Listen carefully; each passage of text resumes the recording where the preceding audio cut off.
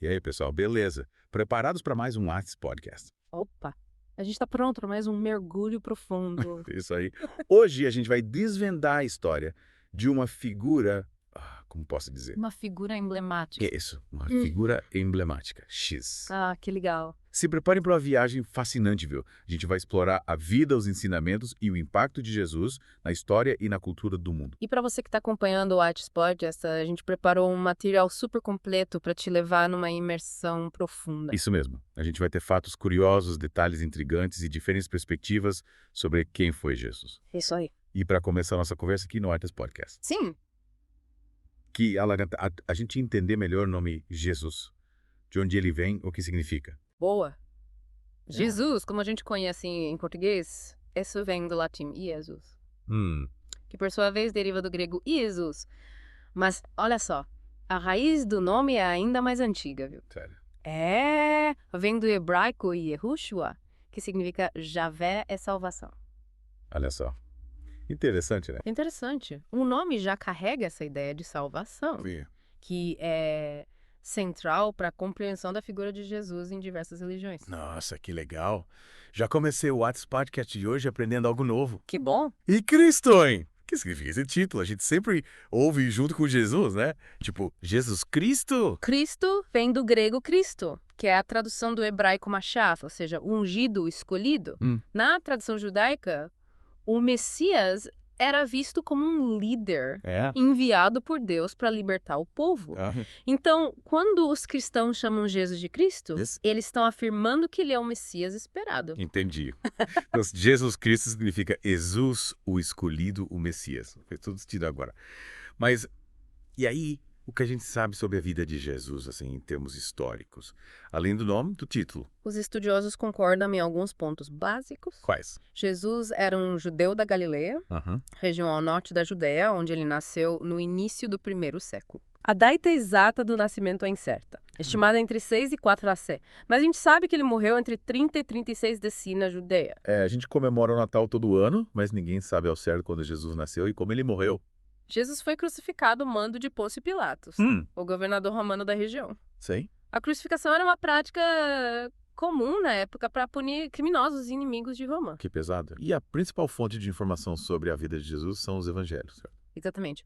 Os 4 evangelhos canônicos, Mateus, Marcos, Lucas e João, Sim. são considerados as principais fontes de informação sobre a vida e os ensinamentos de Jesus.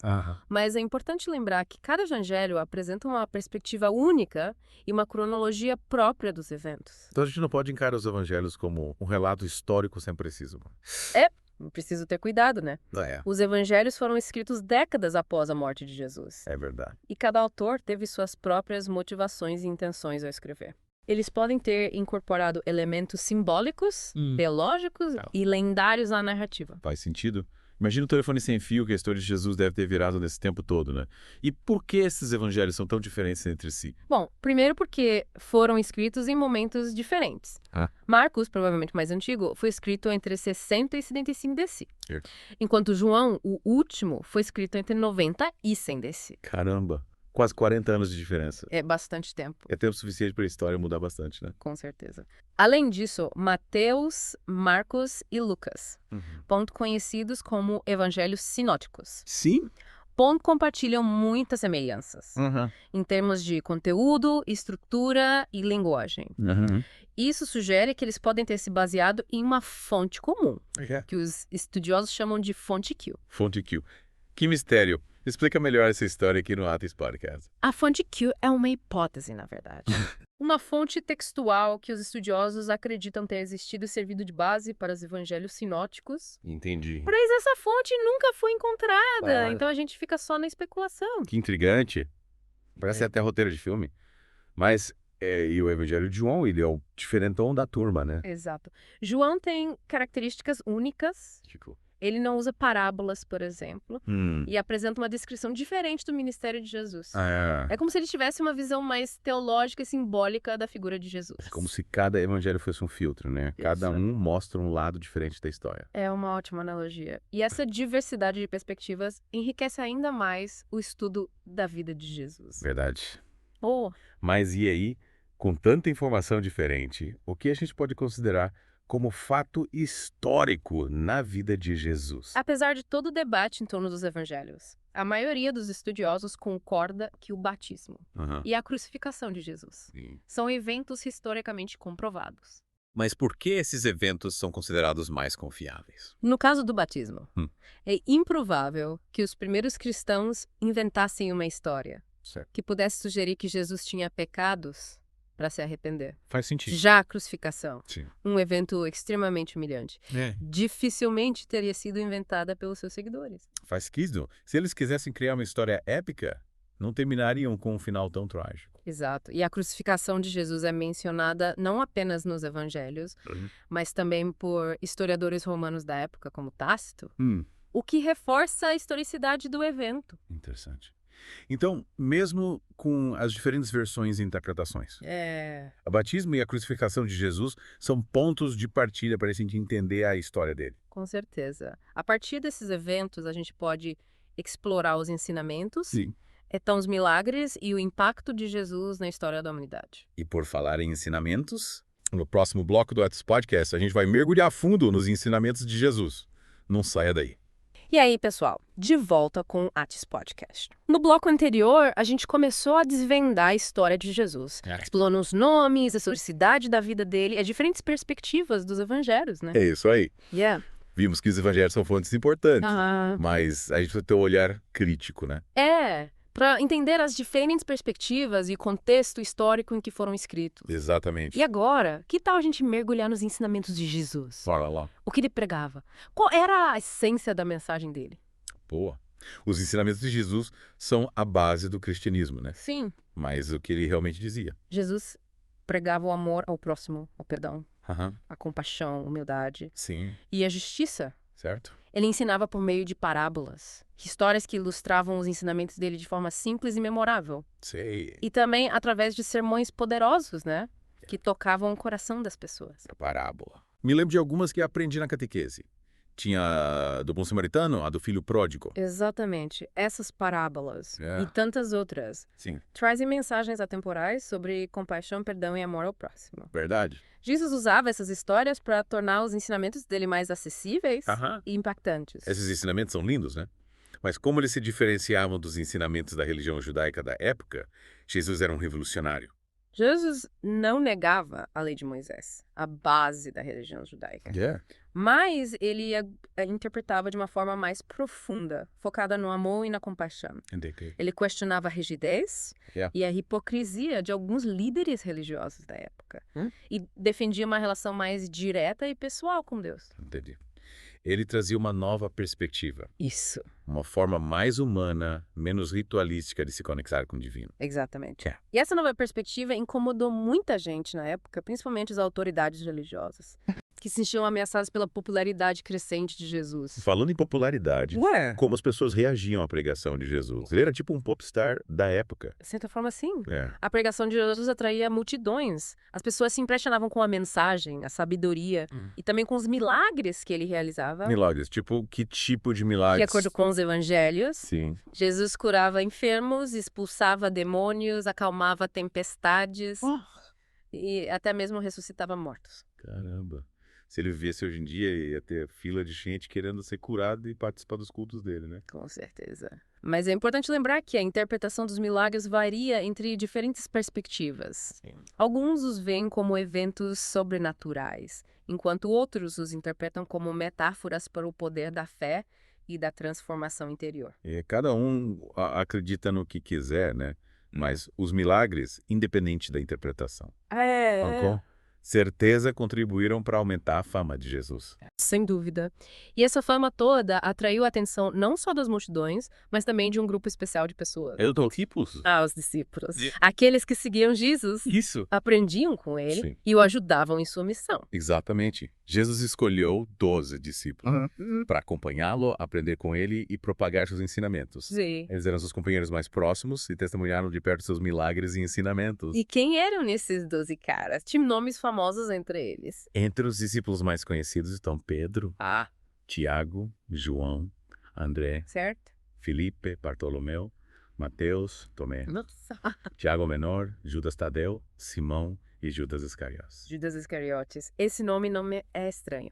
Ele não foi o que traiu Jesus. Infelizmente, sim. Que Judas Iscariotes ficou conhecido por ter traído Jesus, entregando às autoridades romanas em troca de dinheiro. Trairia, hein? Mas por que ele fez isso?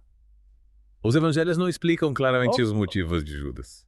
Alguns estudiosos acreditam que ele se decepcionou com Jesus, enquanto outros especulam que ele pode ter sido motivado por ganância ou por pressões políticas. É um mistério que ficou para a história.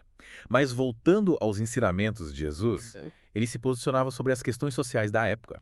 Ele era engajado nas causas sociais. Com certeza. Jesus era um defensor dos pobres, dos marginalizados, dos doentes e dos oprimidos. Ele criticava a injustiça social e pregava a igualdade entre todos os seres humanos. Então Jesus não era só um líder religioso, Não. mas também um cara preocupado com as questões sociais, um revolucionário à frente do seu tempo. Exatamente. Seus ensinamentos tinham implicações políticas e sociais profundas, o que o colocava em constante atrito com as autoridades da época, tanto romanas quanto judaicas.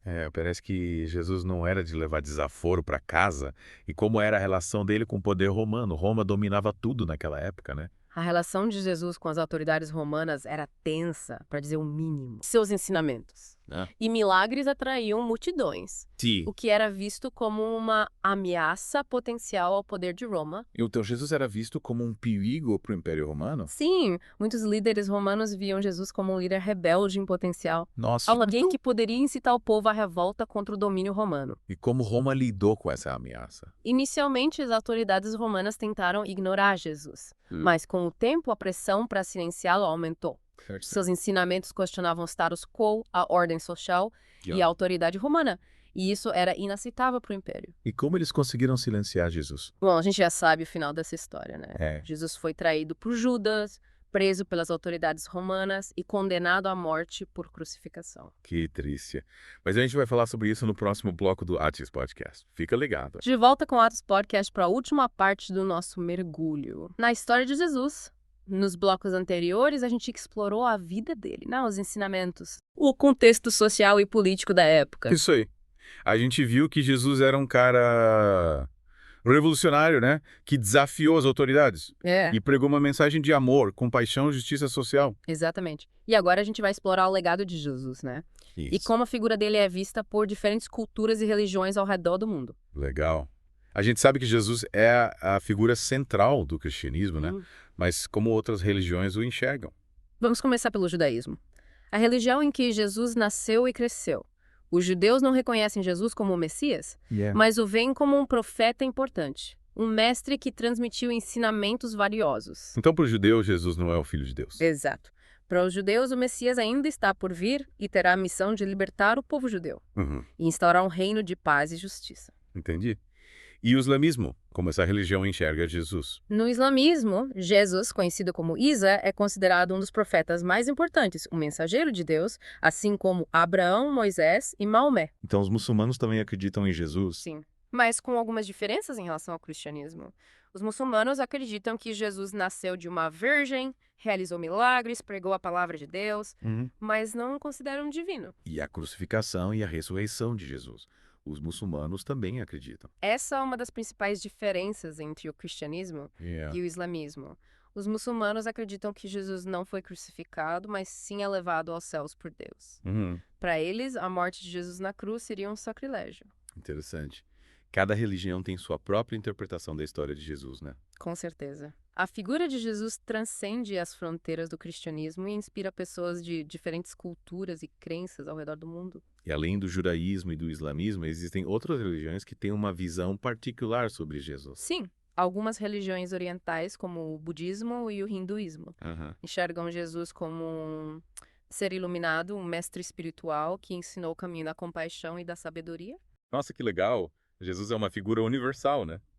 Sua mensagem de amor, perdão e compaixão ressoa em diferentes corações ao redor do mundo. Sem dúvida. E essa universalidade se reflete também na arte, na literatura, na música. É verdade. Em diversas manifestações culturais que se inspiraram na figura de Jesus ao longo do século. Verdade. Jesus inspirou artistas, escritores, músicos e pensadores de todas as épocas. E essa influência continua até hoje, né? A gente pode ver a figura de Jesus sendo retratada em filmes, peças de teatro, músicas, pinturas, esculturas contemporâneas. A história de Jesus continua viva e inspirando as pessoas até hoje. Mas qual é o legado de Jesus para a humanidade? O que a gente pode aprender com a história dele? O legado de Jesus é imenso. Seus ensinamentos inspiraram a criação de uma das maiores religiões do mundo, o cristianismo. E influenciaram a cultura, a arte, a política, a moral de diversas sociedades ao longo da história. E o que a gente, como indivíduos, pode aprender com a história de Jesus? A história de Jesus nos convida a refletir sobre o sentido da vida, né? Sim. A importância do amor ao próximo, a busca pela justiça social e a esperança em um futuro melhor. Seus ensinamentos nos desafiam a sermos pessoas melhores, mais compassivas, mais justas, mais solidárias. Verdade. A mensagem de Jesus é atemporal e universal, né? Ela nos toca profundamente, independentemente de nossas crenças ou origens. Exatamente. E essa é a beleza da história de Jesus, né? Ela nos convida a uma jornada de autoconhecimento, de busca por um sentido maior para nossas vidas. Sim. E de construção de um mundo mais humano e fraterno. E assim a gente chega ao fim do nosso mergulho profundo na história de Jesus aqui no Atis Podcast. É isso aí. Espero que você tenha curtido essa viagem e que tenha aprendido bastante sobre essa figura tão importante para a história e a cultura da humanidade. Valeu por acompanhar o Atis Podcast. Até a próxima.